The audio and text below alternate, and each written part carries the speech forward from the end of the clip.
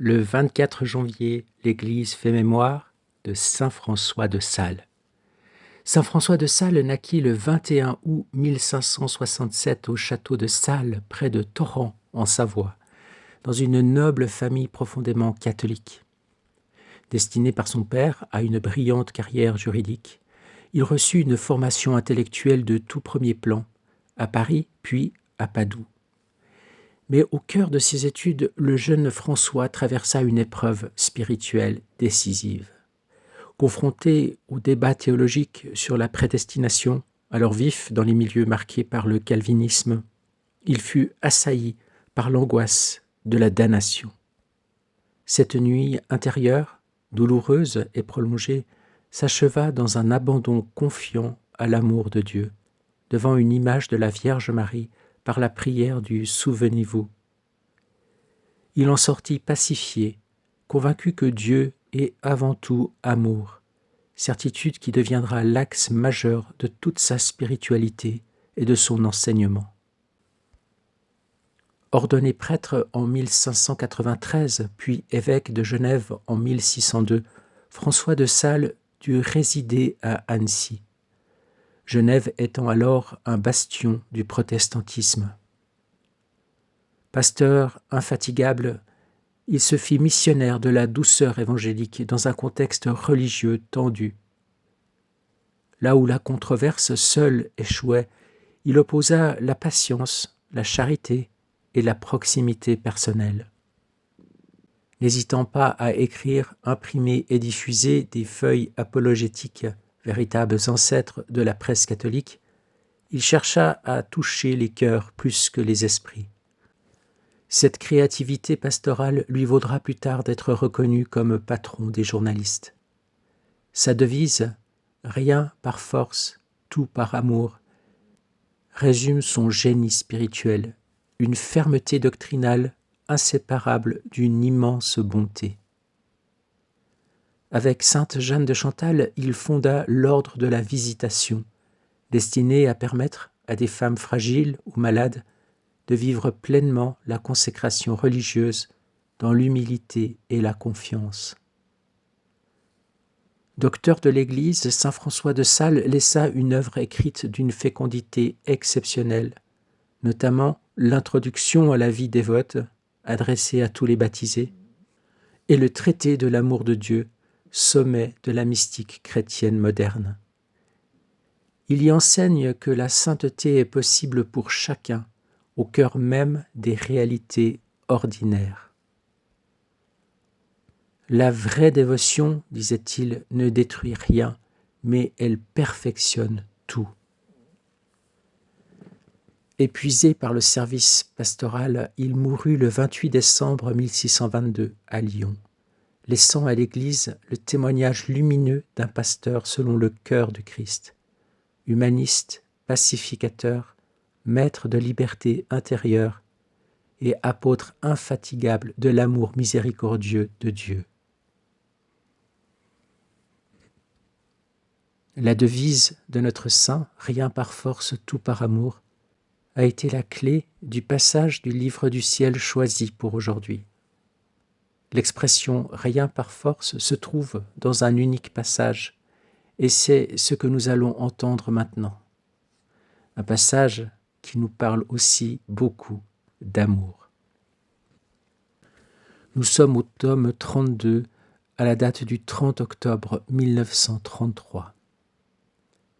Louisa écrit « Je faisais ma ronde dans la création et il me semblait que toutes les choses créées voulaient avoir le grand honneur d'être offertes en hommage et à la gloire de leur Créateur. Je passais de l'une à l'autre et je me sentais si riche d'avoir tant de choses à donner à celui qui m'aime tant. Et alors qu'il avait fait toutes choses pour moi, me permettait de les lui donner, afin de pouvoir lui dire « Je vous aime par le moyen de vos œuvres, qui sont imprégnées de votre amour et qui m'apprennent à vous aimer. » Je faisais cela lorsque Jésus, mon très grand bien, me surprit, et toute bonté, il me dit « Comme il est beau de trouver notre fille au milieu de nos œuvres, nous sentons qu'elle veut rivaliser avec nous. Nous avons créé toutes choses pour elle afin de l'aimer, et nous lui avons tout donné, pour qu'elle puisse les posséder et en profiter. Qu'elle soit les narratrices de notre puissance et les porteuses de notre amour. Et c'est pourquoi elle ressent en chaque chose créée notre amour qui l'entoure et l'embrasse, et qui, en la modelant, lui dit avec fermeté et tendresse « Je t'aime ». Elle sent nos embrassements d'amour quand nous la prenons sur notre sein divin. Au milieu de tant d'amour, elle se sent perdue et confuse. Et pour rivaliser avec nous, elle fait la même chose que nous, en faisant descendre jusqu'à elle toutes ces choses créées. Et se mettant en route avec chaque chose créée, elle ressent ce que nous faisons pour elle et combien nous l'aimons. Elle répète alors pour nous ce que nous faisons pour elle. Elle répète pour nous nos étreintes amoureuses, nos ardents baisers, notre enthousiasme d'amour. Et oh, quel plaisir de voir la créature monter vers nous et nous apporter ce que nous lui avons donné avec tant d'amour. Notre volonté lui sert de guide et l'amène jusqu'à nous pour faire l'échange de ce que nous avons donné. Si bien que la créature qui vit dans notre volonté est la rassembleuse de toutes nos œuvres qu'elle apporte dans notre sein pour nous dire « Je vous aime avec votre amour même. Je vous glorifie au moyen de votre puissance. Vous m'avez tout donné et je vous donne tout. » Louisa continue. Après quoi je continuais ma ronde dans la divine volonté. Et arrivé au paradis, je me disais « Oh, comme je voudrais avoir l'amour et l'adoration de l'Adam innocent, pour être capable moi aussi d'aimer Dieu de l'amour même, avec laquelle la première créature fut créée par Dieu. » Et mon doux Jésus me surprit et me dit « Ma bienheureuse fille, celle qui vit dans ma divine volonté, trouve en elle ce que tu cherches. Parce que de tout ce qu'elle fait, rien ne sort et tout demeure en ma volonté, inséparable de celle dont elle forme la vie même. C'est pourquoi Adam n'a rien pu emporter avec lui de tout ce qu'il avait fait dans ma divine volonté. Tout au plus, le doux souvenir de combien il avait aimé, des mers d'amour qui l'inondaient, des pures joies qu'il éprouvait, et de ce qu'il avait fait dans notre fiat, augmentait-il encore son amertume. Un seul acte accompli dans notre volonté, un amour, une adoration formée en elle, tout est si grand que la créature n'a pas la capacité de le contenir, ni l'endroit où le mettre. Et par conséquent, il n'y a que dans ma volonté que ces actes peuvent être accomplis et possédés. C'est pourquoi la créature qui entre dans ma volonté trouve en acte tout ce que l'Adam innocent a fait en elle. Son amour, sa tendresse de fils envers son Père céleste, la divine paternité qui recouvrait de tous côtés de son ombre son fils afin de l'aimer. Cette créature fait alors l'expérience que tout lui appartient, et elle aime, adore et répète ce que l'Adam innocent a fait. Ma divine volonté ne change ni ne se transforme. Ce qui fut, est et sera. Pourvu que la créature entre dans ma volonté et qu'elle ait sa vie en elle, ma volonté ne fixe ni limite ni restriction. Elle dit au contraire, « Prends tout ce que tu veux, aime-moi comme tu le veux. Dans mon fiat, ce qui est à toi est à moi. » Ce n'est qu'en dehors de ma volonté que commencent les divisions, les séparations, les distances, le commencement de ta vie et de la mienne. Tu dois savoir au contraire que tout ce que la créature fait dans notre volonté devient premièrement fait en Dieu. Et par ces actes, la créature reçoit en elle la transmission de l'amour et des actes divins. Et elle continue de faire ce qui a été fait dans mon être suprême. Quelles sont belles ces vies qui reçoivent la transmission de ce qui a été premièrement fait en nous. Ce sont nos plus belles œuvres.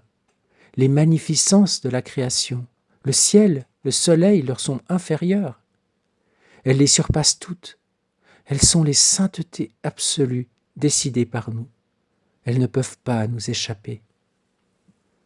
Nous leur donnons tant de nous-mêmes que nous les submergeons de nos biens, de telle sorte que l'on ne trouve pas en elles le vide pour penser si elle doit correspondre ou non.